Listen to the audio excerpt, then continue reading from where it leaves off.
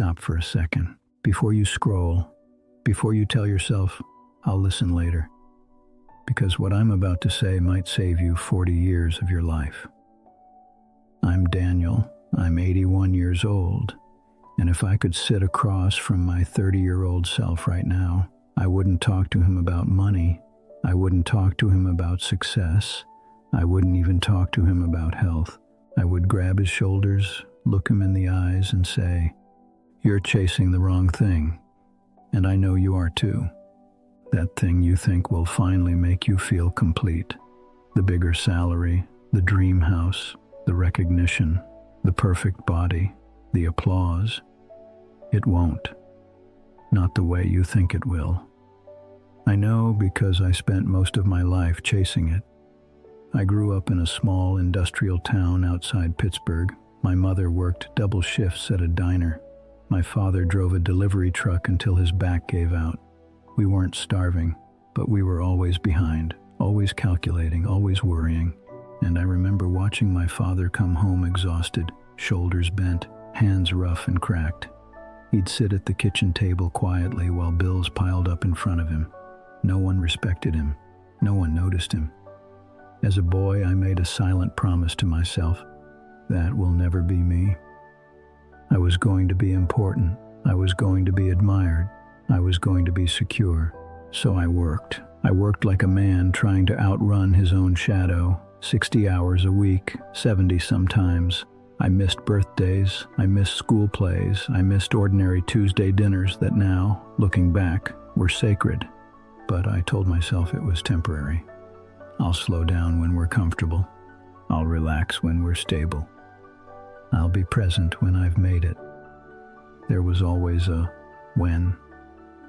By 55, I had the title. Regional Director, Corner Office. My name engraved on a plaque. People stood when I walked into meetings. And I remember one night sitting alone in that office after everyone had left. The city lights were glowing outside the window. I should have felt proud. I should have felt victorious. Instead, I felt hollow, not sad, not angry, just empty, like I had climbed a mountain only to discover there was nothing at the top but thin air. It took me decades to understand what happened. I wasn't chasing money. I wasn't chasing titles. I wasn't even chasing success. I was chasing the feeling of being enough. I wanted to feel worthy, safe, important, loved. And I thought if I achieved enough, earned enough, proved enough, that feeling would finally arrive. But here's the cruel truth no one tells you. Achievement doesn't silence insecurity. It just gives it better furniture. You get the promotion, and suddenly you're afraid of losing it.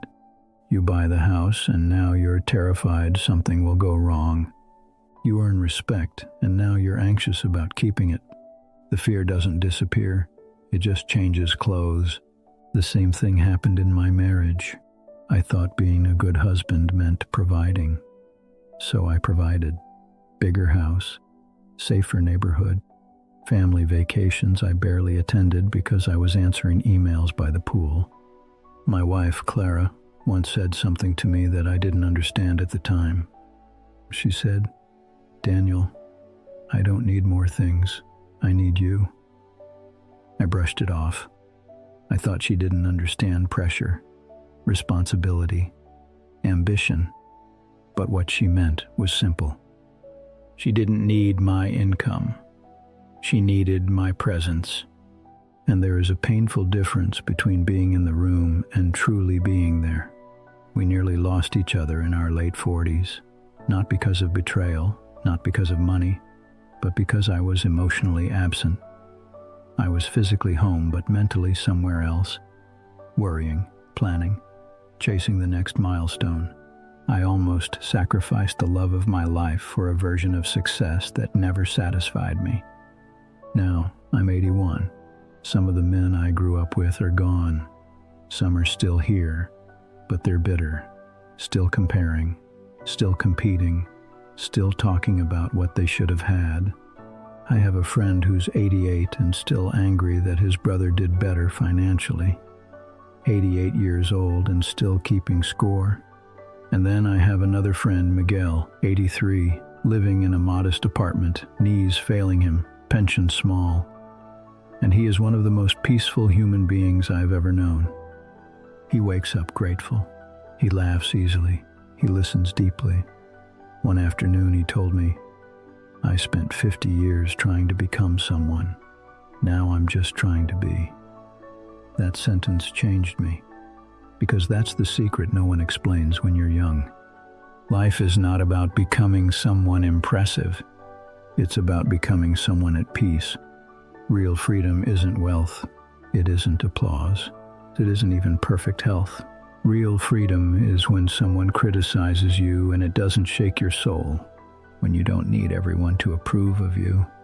When you can look in the mirror, wrinkles, regrets and all, and say, "I'm okay with who I am." That kind of freedom doesn't come from the outside. It's an inside decision. I didn't make that decision until my 70s. I wasted years postponing joy. Years telling myself happiness would arrive once everything lined up perfectly. But life never lines up perfectly. There is always another problem, another bill, another worry. If you wait for everything to be settled before you allow yourself peace, you will wait until your last breath. I learned something the hard way. You don't find worth in achievement. You bring worth into achievement. You don't earn love by exhausting yourself. You express love by being present. You don't become enough someday. You decide you are enough now. I wish someone had told me that at 30. I wish someone had said, "Slow down. Sit at the dinner table. Listen longer. Laugh more. The world will still spin without your constant striving." Because in the end, it wasn't the promotions that mattered. It wasn't the square footage of the house. It wasn't the title on the business card. It was the quiet evenings, the conversations I almost missed, the hands I could have held more often. So if you're listening to me right now and thinking, "I'll be happy when..." Stop. That sentence is stealing your life. There is no magical moment where everything clicks into place and you suddenly feel complete. Completion is not a destination. It's a decision. You are already enough. Not when you earn more, not when you lose weight, not when someone finally validates you.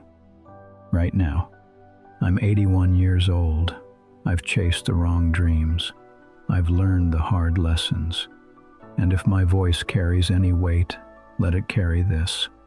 The peace you're looking for isn't waiting at the finish line. It's waiting for you to stop running.